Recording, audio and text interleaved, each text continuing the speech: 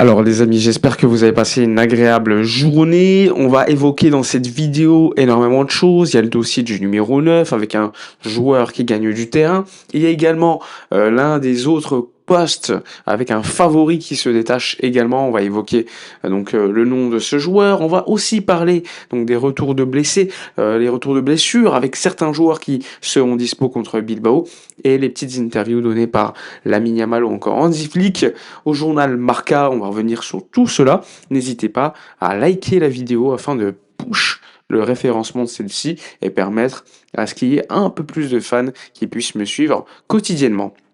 Alors on y va, je vous l'ai dit. On commence par l'information la plus importante avec la une de Mundo Deportivo. Donc le journal catalan a sorti une information. Donc Fernando Polo, le journaliste, maintenant le directeur de Mundo Deportivo, est celui qui est le plus connu, le plus fiable parmi les journalistes catalans, on peut le dire.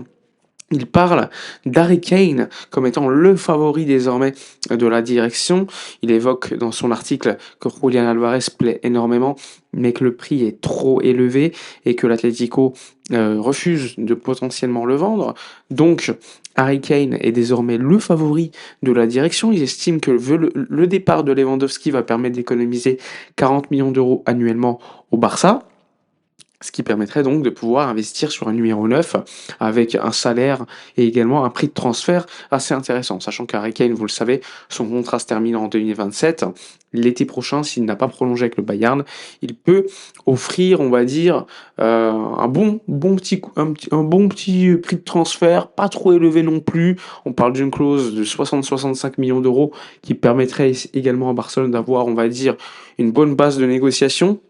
En tout cas, aujourd'hui, le FC Barcelone a comme favori pour le numéro 9, Harry Kane. Après, il faudra voir évidemment si le joueur est ouvert à venir, si le joueur ne veut pas plutôt prolonger au Bayern ou à un autre club. On ne sait pas. Mais en tout cas, la direction du FC Barcelone veut se renforcer à ce poste de numéro 9, pense à un remplaçant Lewandowski. Et aujourd'hui, Harry Kane est un favori au niveau de ce poste-là. C'est pas forcément une surprise parce que vous le savez, Harry Kane, joueur complet qui marque énormément de buts.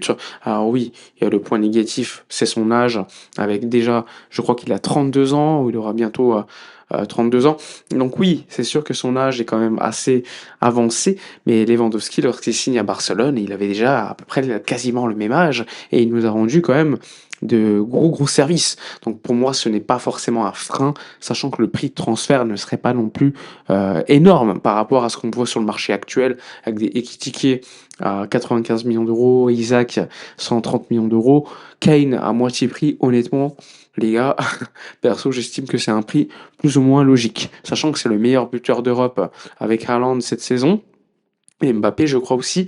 Donc c'est quand même plutôt intéressant. On a besoin, pour remplacer un joueur aussi mythique que Lewandowski, on a besoin d'un joueur qui marque des buts, qui fait des passes D, qui est capable de presser, qui est capable de défendre, qui est un joueur complet. Et aujourd'hui, on ne peut pas dire le contraire. Kane fait partie de ces joueurs capables de tout faire, de marquer des buts, d'assister, de courir également pour l'équipe.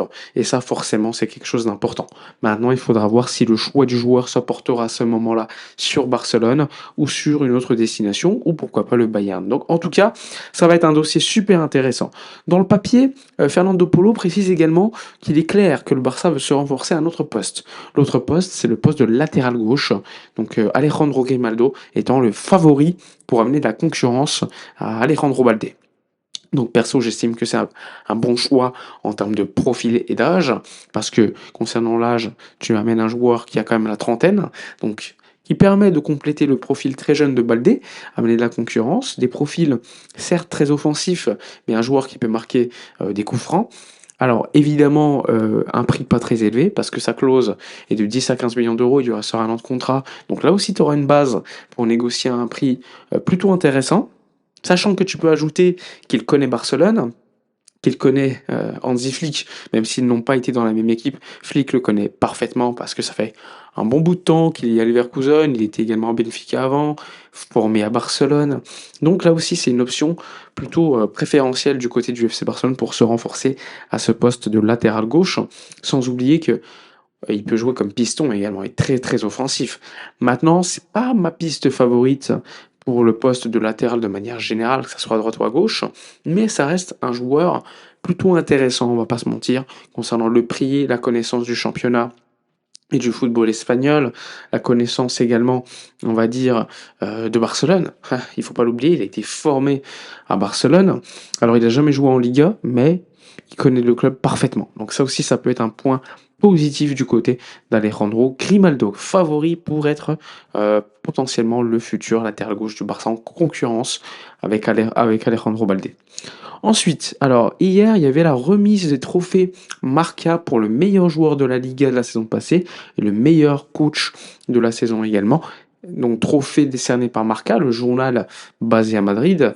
Et sans surprise, Hansi Flick a été élu meilleur coach. Concernant le meilleur joueur, c'est Lamine Yamal qui a remporté donc le trophée. Donc évidemment, il y a beaucoup de débats. Il y en a qui vont te dire que c'est plutôt Pedri, plutôt Rafinha. Mais en tout cas, le gagnant, ça a été Lamine Yamal, ce qui permet quand même d'avoir, encore une fois, on va dire un bon petit partage, hein. Rafinha a été élu meilleur joueur de la Liga la saison dernière. Pour moi, c'était également le meilleur joueur de la Ligue des Champions, de manière globale, Rafinha.